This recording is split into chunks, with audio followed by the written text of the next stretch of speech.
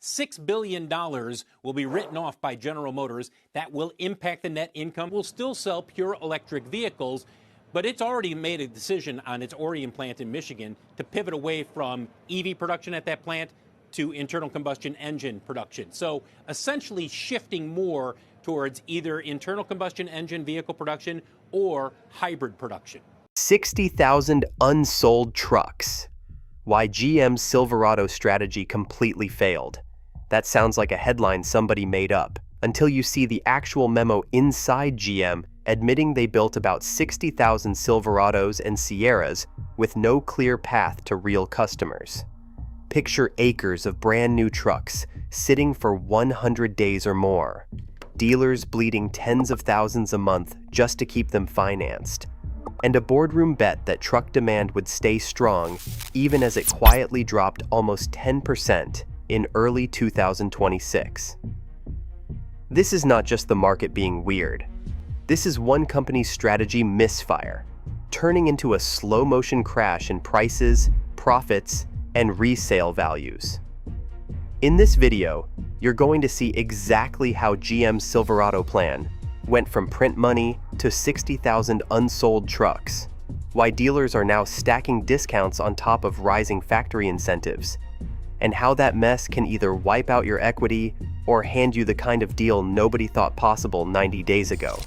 There is a hidden timeline here, a 90-day window where this failure is either your biggest risk or your biggest opportunity.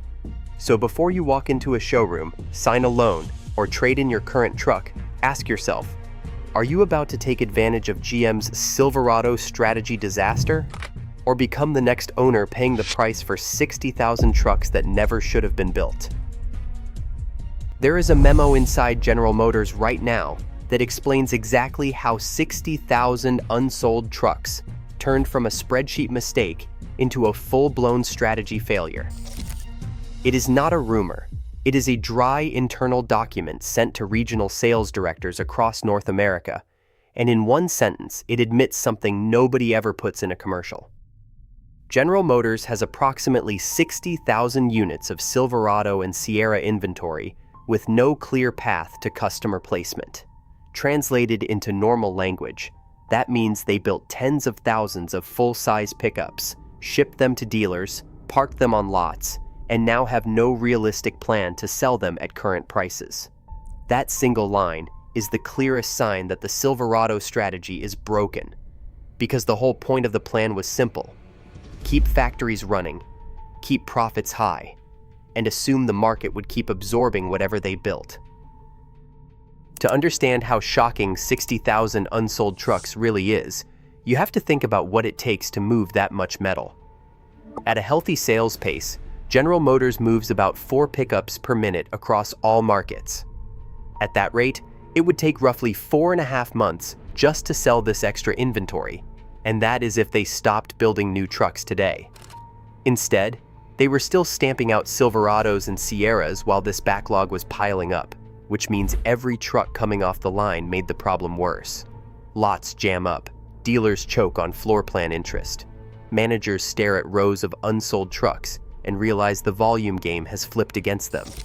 When a manufacturer reaches the point where they have 60,000 trucks with no clear path to customers, they're not just off by a little. They've lost control of their own playbook, and the market is about to start forcing a correction they never planned for. In late 2025, somebody inside General Motors sat in a conference room, looked at the numbers, and made a call that now looks catastrophic. They could see the market for new trucks was already softer than it had been in 2024 and 2025, but they still greenlit aggressive Silverado and Sierra production for the first half of 2026. The assumption baked into that decision was simple and dangerous. Demand would be flat, or maybe even slightly higher, and the truck segment would keep printing money no matter what. On paper, it made sense. A Silverado can generate roughly $8,000 to $12,000 in profit per unit for General Motors before the dealer even touches it, compared to around $3,000 on a Malibu or $5,000 on a Blazer. Trucks are the profit engine, so the temptation inside the company was to keep the truck plants running hard and trust that dealers and incentives could handle whatever the market did not absorb. Reality did not cooperate. By the first quarter of 2026, demand for new pickups was down roughly 9.7% year over year. That does not sound huge until you realize how thin the margin for error is when you are building high-profit vehicles at full tilt. A near 10% miss in demand means tens of thousands of trucks the market never asked for. Once that production decision is locked in, you cannot slam the brakes instantly. The trucks you scheduled months ago keep rolling off the line, loading up lots that were already getting crowded. General Motors effectively bet that if they stayed aggressive on production, dealers would be forced to discount. Discounting would spark demand, and the inventory would clear at acceptable margins. Instead, inventory started piling up faster than it could be sold.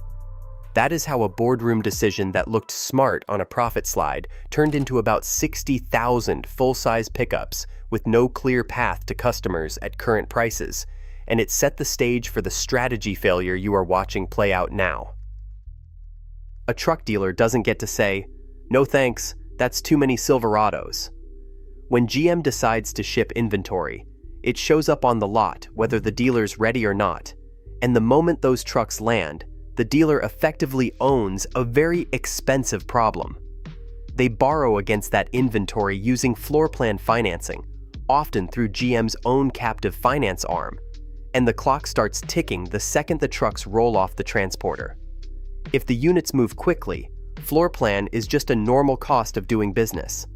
But when GM has overbuilt by tens of thousands of trucks and demand is down nearly 10%, those Silverados don't roll, they sit. Every day they sit, the dealer bleeds a little more cash and a lot more patience. The transcript gives you a snapshot of what that looks like in the real world. One Chevy dealer in Texas is sitting on more than 40 Silverados, paying around $300 per vehicle per month in finance charges once they cross the 100-day mark. That's roughly $13,000 a month just to hold inventory that isn't moving. Scale that up to a dealer group with 100 Silverados across multiple stores, and you're staring at around $45,000 a month in excess financing costs, or about $270,000 over 6 months, money burned not by GM, but by the dealer trying to survive GM's mistake. Think about the psychology that creates. A dealer with 30 Silverados is uncomfortable. With 50, they're desperate. With 70, they're actively looking for a way out of the brand. Salespeople feel the pressure because managers demand they move more trucks than the market wants. Finance managers feel it because they're cutting deals just to keep cash flowing. Owners feel it because their capital is locked in rows of unsold metal. And when that pressure builds long enough, pricing discipline evaporates, and every unsold truck becomes a ticking bomb they're willing to defuse at almost any price. From General Motors' point of view, cutting the official sticker price on a Silverado is the nuclear option. It is visible, it is permanent, and it drags down brand value in a way that is hard to recover from.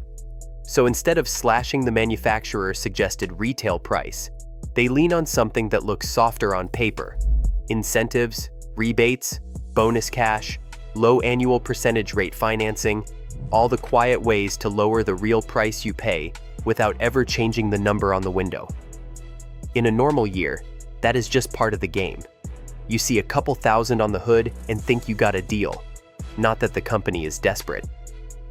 In 2026, with roughly 60,000 extra trucks clogging the system, those incentives stop being a marketing tool and start looking like a panic button. By April 2026, General Motors had already doubled average incentives on Silverado and Sierra compared to February, up to around $2,200 per truck, and inventory was still moving slower than production. The transcript suggests those incentives could climb toward $4,000 per Silverado by June if lots stay jammed.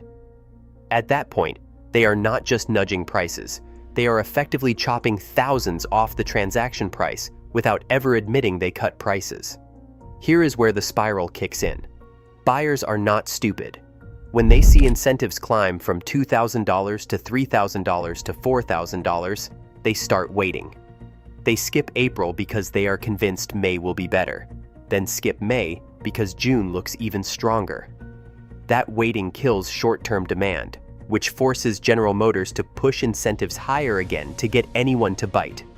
More incentives create more waiting, and more waiting creates the need for even bigger incentives. This is the death spiral, a feedback loop where General Motors is practically begging dealers to move trucks at whatever the market will bear, and every extra dollar of incentive quietly admits the original Silverado strategy has failed. When new Silverado prices start dropping, used Silverado prices don't get a vote. They get dragged down, whether owners like it or not. If a brand new truck that was effectively a $60,000 purchase suddenly becomes a $56,000 deal after stacked factory incentives and dealer discounts, the entire used market has to reprice itself immediately. No rational buyer is going to pay $48,000 for a 3-year-old Silverado when a brand new one is only $8,000 more with full warranty and 0 miles. That's exactly what the transcript spells out. A 2023 Silverado that would have been worth around $48,000 in February can slide toward $43,000 once incentives push new prices down. A 2022 truck that might have fetched $42,000 can drop closer to $37,000 because the new trucks above it on the ladder just moved lower. Those are not slow, gentle adjustments. That's $5,000 in value evaporating in a matter of weeks. If you bought in 2023 or 2024 near the top of the market, you can suddenly find yourself $5,000 to $8,000 upside down on your loan. For current Silverado owners, it feels like the ground just dropped out from under their equity. They thought they were driving a strong value, easy-to-flip truck. Now they're staring at trade-in offers that look insulting, but are actually just reflecting the new reality. Dealers know new truck incentives are squeezing used prices, so they build that risk into every offer. It's not personal, it's math.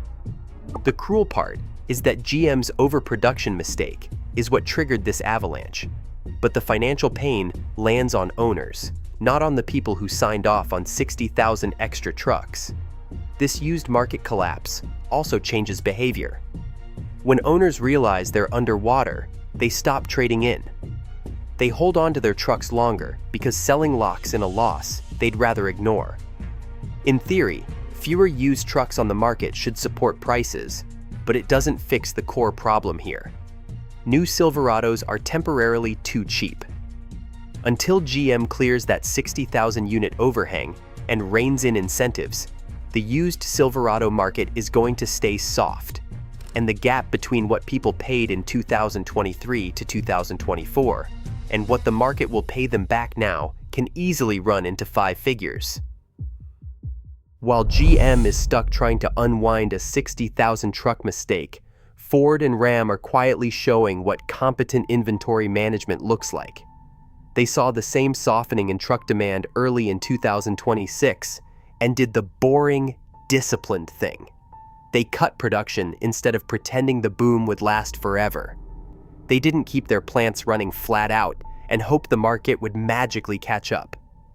That one difference, reacting early instead of doubling down, means Ford and Ram are heading into the same period with much leaner inventories and far more pricing power.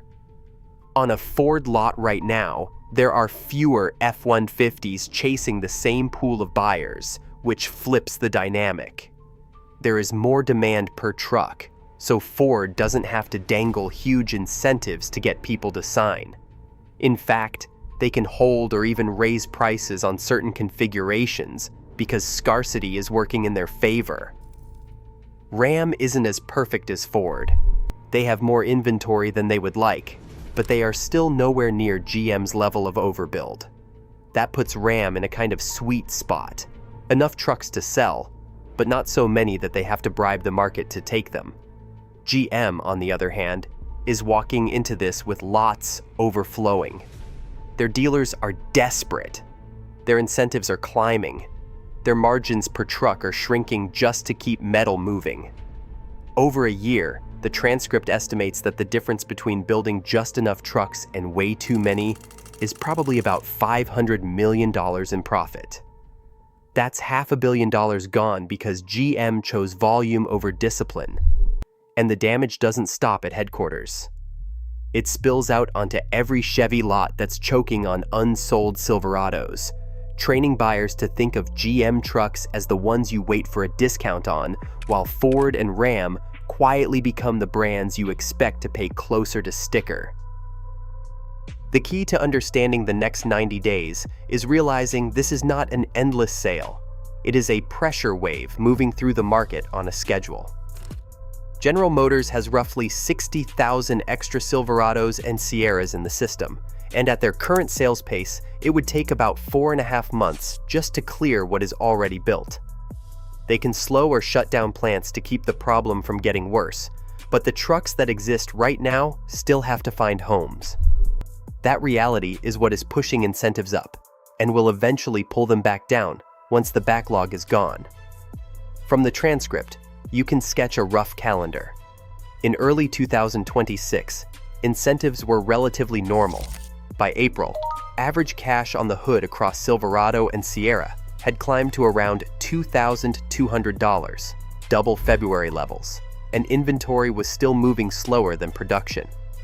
General Motors is likely to keep ratcheting those incentives higher into June and July if lots stay jammed, potentially reaching around $4,000 per truck in factory money alone.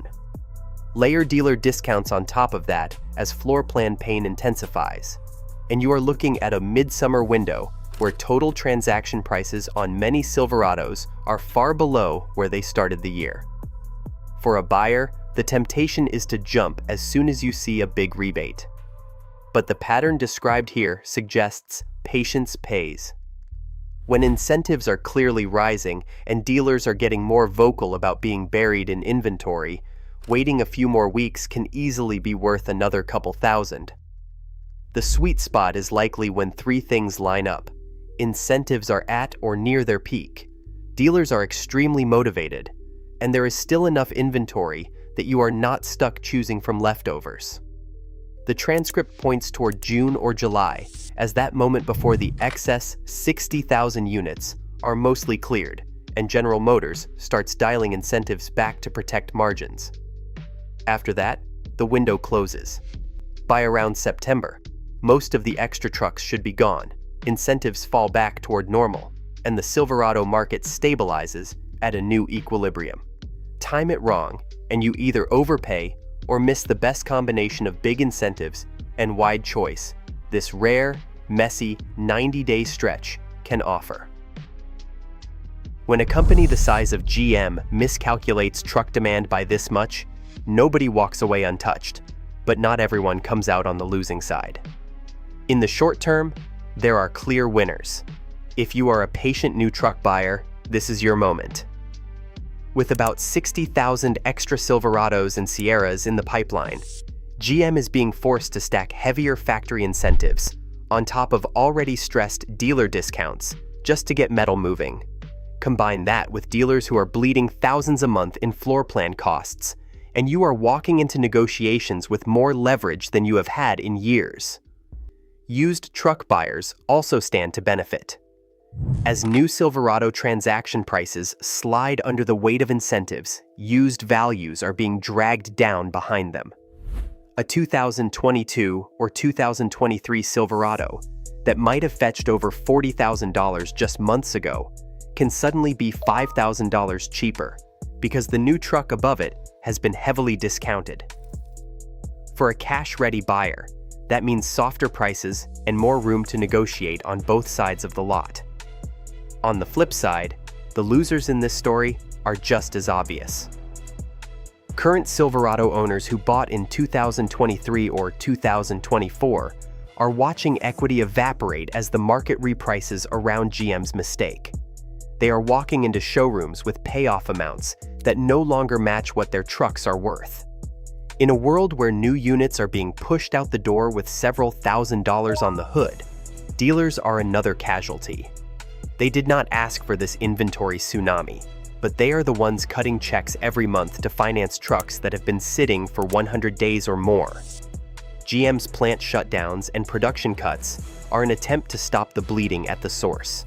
Slowing or idling lines is politically and financially painful, but it is the only way to keep that 60,000 truck problem from turning into 80,000.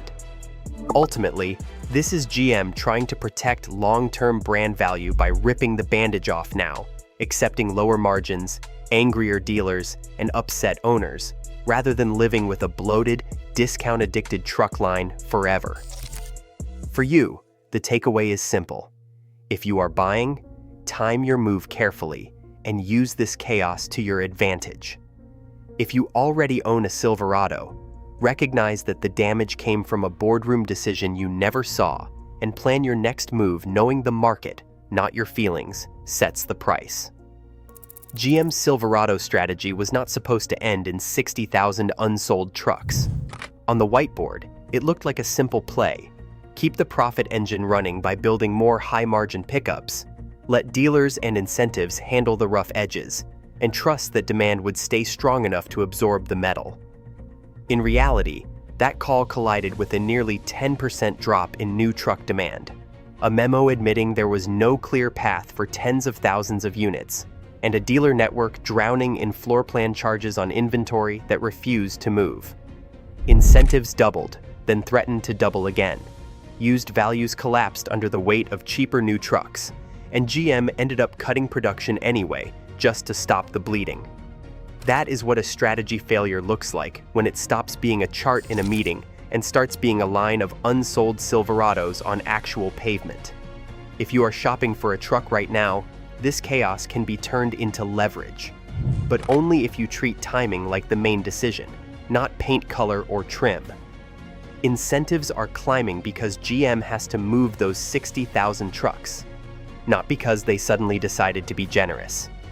Dealers are more flexible than they have been in years, because each unsold unit now represents hundreds of dollars a month in financing pain. Wait until that pain peaks, watch for incentives stacked with dealer discounts, and negotiate like they need the sale more than you need the truck. In that window, it is possible to grab a deal that would have been unthinkable before GM's overbuild. If you already own a Silverado, the play is different. Panicking into this storm just locks in a loss the market has already priced in. Recognize that the equity hit came from a boardroom decision you never saw, not from anything wrong with your truck, and plan your next move with clear eyes, knowing the market, not your feelings, sets the price.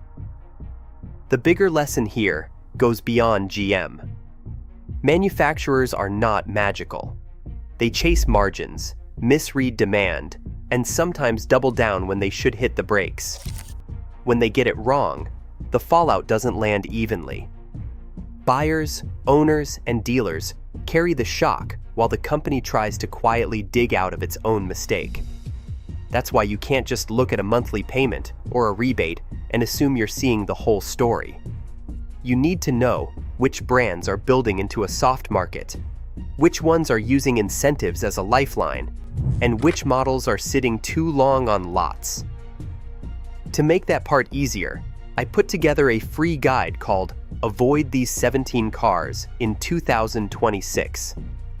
It walks through the brands and models showing the same warning signs you've just watched play out with GM, including softening demand, rising inventory, aggressive incentives, and collapsing used values. Download it before you sign anything. So the next big strategy. Mistake in the car world becomes your discount, not your disaster. If you zoom out, GM's 60,000 truck mistake is really a lesson in how fragile strategy is once it hits the real world. A few lines in a forecast, a decision to keep plants humming, and suddenly dealers, owners, and shoppers are all living inside the ripple effects. That's why you can't just look at a badge and a payment and assume you're safe. You have to ask, is this brand chasing volume with incentives or managing inventory with discipline? Are they training me to expect discounts or training me to pay for stability? In 2026, that difference is worth thousands. The The Silverado story shows what happens when the answer is wrong. The next step is making sure you're not guessing which side your next car or truck is on.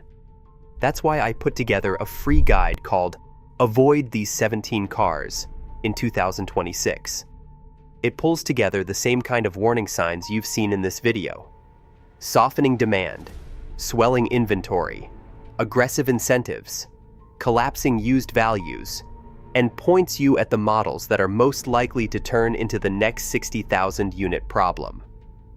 Download it before you sign anything, so you're the one using the data, not the one being used by it.